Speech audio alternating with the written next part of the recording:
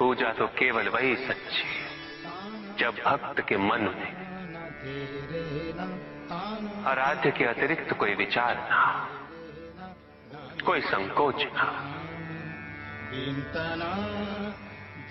भक्त को यह अनुभूति हो कि वो अपने आराध्य से पृथक नहीं, उसके आराध्य उससे पृथक नहीं। उसने बुराई के मार्ग का चयन किया है पार्वती, और ये प्रमाण है इस बात का कि मेरा भक्त मेरे आशीर्वाद का पात्र बन सकता है या मेरे दंड का, और इसका दायित्व केवल मेरे भक्त पर है, उसके कर्मों पर, उसकी स्वच्छंद इच्छा पर। अग्नि जलाती है, जल बुझाता है। दोनों के कार्य क्षेत्र पूर्व परिभाषित और भिन्न है। दोनों एक दूसरे को प्रतिस्थापित नहीं कर सकते। इसी प्रकार इस समस्त संसार में सभी की भूमिका पूर्व परिभाषित। संसार की यही विविधता इसकी विशेषता भी है। रूपवान की सर्वसम्मत परिभाषा क्या है पार्वती? एक शिशु जो संसार के मापदंड के अनुसार कुरूप होता है, वो अपनी माता के लिए सबसे सुंदर शिशु होता है। तो इसमें सही क्या है? संसार का दृष्टिकोण या फिर एक मां का?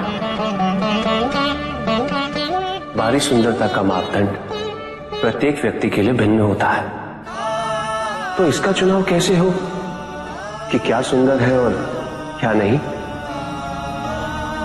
माता पिता को एक बात अवश्य समझ लेनी चाहिए कि शारीरिक सुंदरता से अधिक महत्व मन की सुंदरता का होता है। पार्वती, इस नश्वर शरीर का रूप समय के साथ ढलने लगता है, किंतु मन की सुंदरता शाश्वत है।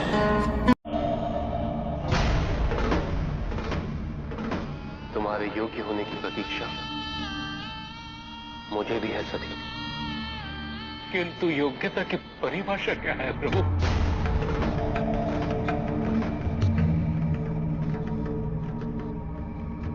व्यक्ति की क्षमता ही उसकी योग्यता बन जाती है नंदी। आप तो प्रेम को सीमाबद्ध कर रहे हैं महादेव।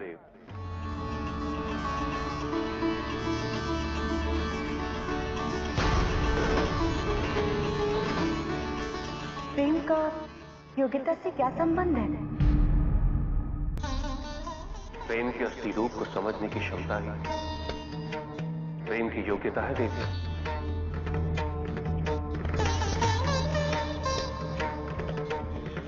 सती मुझसे प्रेम अवश्य करता है, किंतु अब तक प्रेम को समझी नहीं है।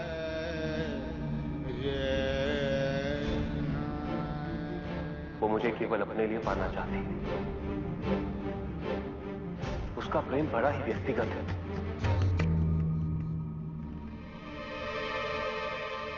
केवल अपने तक सीमित है,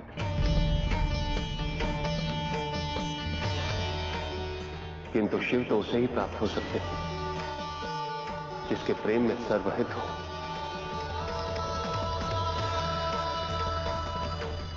जिसमें सबका कल्याण छुपा। परंतु संसार की रचना के लिए सती का आपसे शीघ्र मिलन अनिवार्य है महादेव।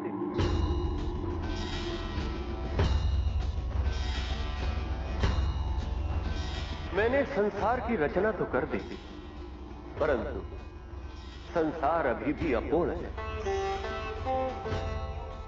रस के बिना मनुष्य पशु के समान होता है।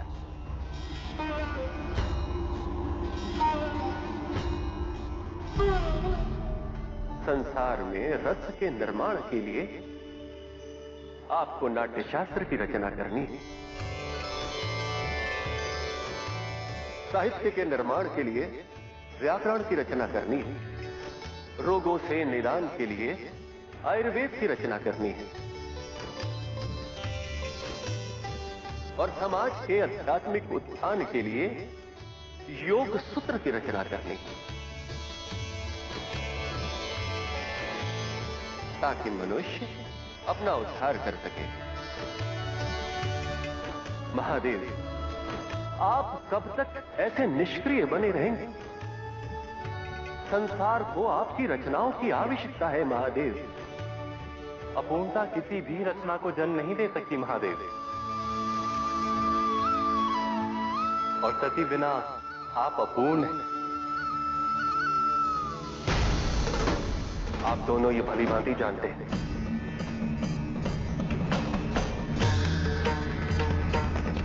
कि यदि 5 विकारों की सीमा में बंधी अयोग्य सती से मेरा विवाह हुआ तो इसका परिणाम कितना भयंकर हो सकता है।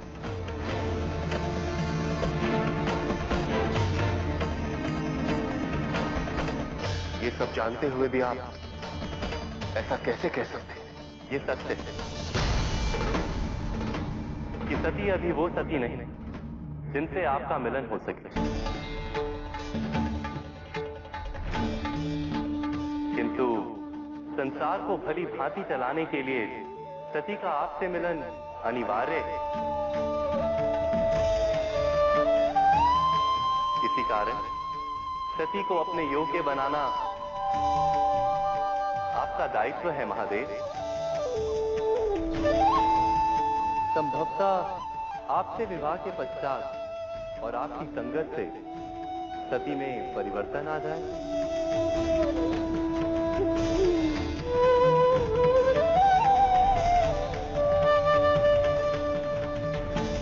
सती अपनी सीमा को तोड़ दे और सती आपके योग्य हो जाए।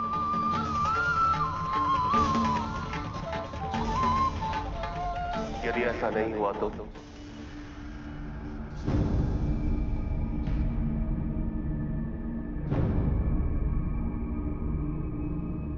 यदि विवाह के पश्चात सती योग्य नहीं हुई तो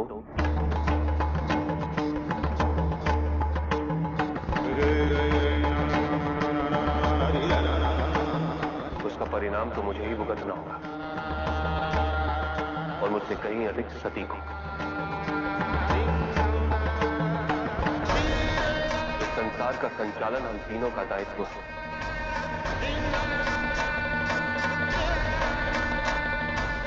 किंतु उसके लिए सती का बलिदान मुझे स्वीकार नहीं।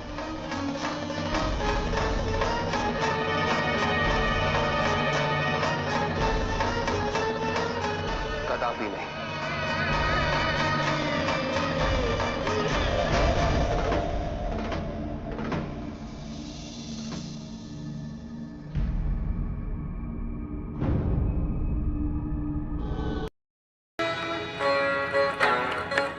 शक्ति प्राप्त होने से कोई शक्तिशाली बन जाए, ये सत्य नहीं। शक्ति का सम्मान व वहन करने की क्षमता होनी चाहिए, और ये क्षमता किसी वरदान से प्राप्त नहीं होती। ये तो हमारे भीतर ही विकसित होती है।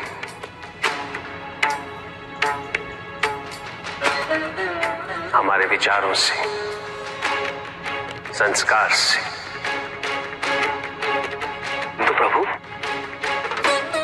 जो आपकी तपस्या कर आपको प्रसन्न कर लेता है, उसके विचार व कर्म शुद्ध ही होंगे ना?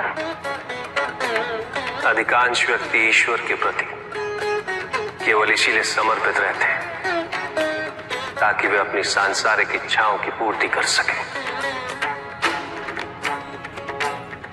उनके विचारों की शुद्धता, उनकी तपस्या केवल भौतिकवाद का माध्यम बन के रह जाती है, उसके परित्याग का नहीं।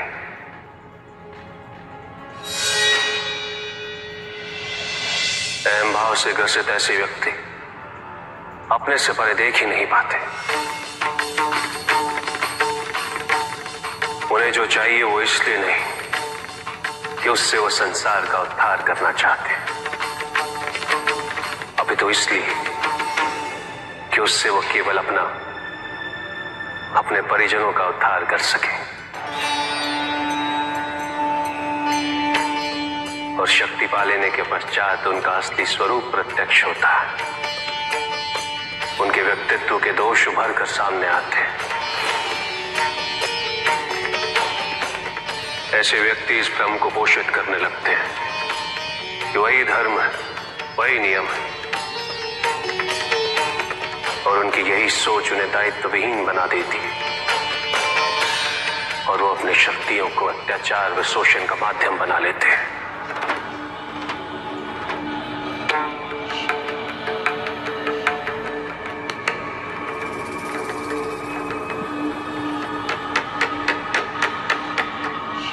जब जब वरदान को अहित व अन्याय का माध्यम बनाया जाएगा, मैं या नारायण किसी भी रूप में अवतरित होंगे,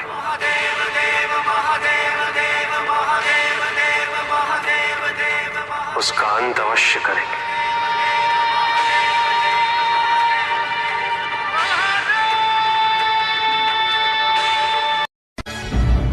प्रभु, क्या संसार में केवल सुख का होना संभव नहीं है?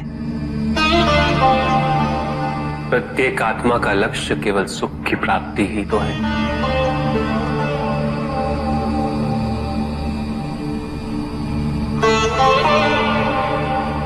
परमानंद की प्राप्ति, किंतु हम सुख नहीं, सुख को प्रदान करने वाली वस्तुओं को एकत्रित करना ही जीवन का उद्देश्य मान लेते हैं। ये समस्त संसार माया है, सब कुछ नश्वर है।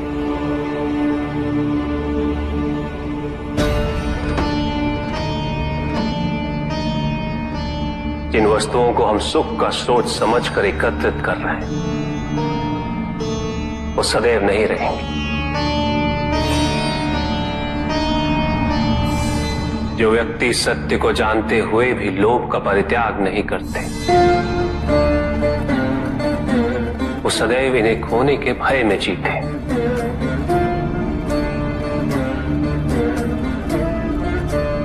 और जो व्यक्ति सत्य को जानते ही नहीं, वो अहंकार में जीते।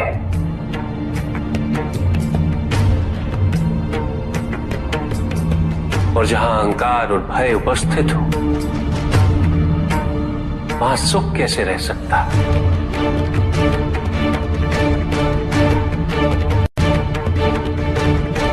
किसी को ये दुख है कि उसके पास कुछ भी नहीं,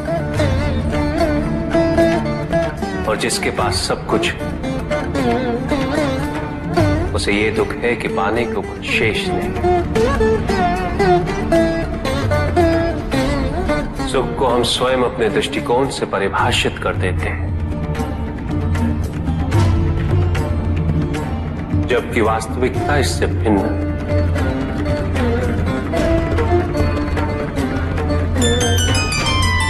इसलिए आवश्यकता है अनासक्त रहने की। किंतु प्रभु, क्या आसक्ति स्वाभाविक नहीं है?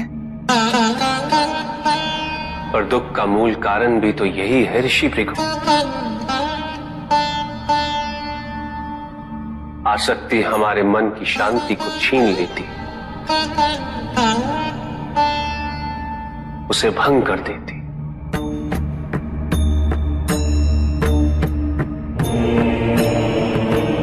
हमारी बुद्धि को स्थिर नहीं रहने देती, उसे चंचल बना देती।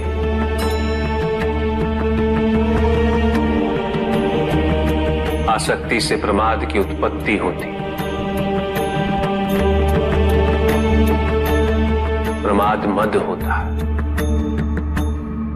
और मद अहंकार का स्रोत है। और अहंकार पूर्णतः शुभता में परिवर्तित हो जाता है, अर्थात आसक्ति अशुभता की जननी।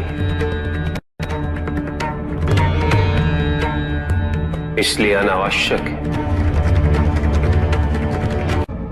तो प्रभु, आसक्ति को अनासक्ति में कैसे परिवर्तित किया जा सकता है? और हम आसक्ति से कैसे उबर सकते हैं प्रभु? आसक्ति से मुक्त होना ही अनासक्ति है। आसक्तिहीन होने के लिए अपने और पराये का भेद मिटाना अनिवार्य है।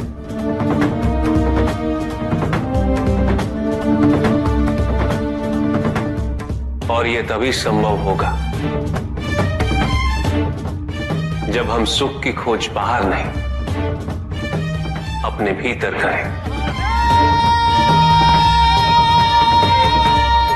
जब हम यथार्थ को पहचानें, उसे स्वीकार करें।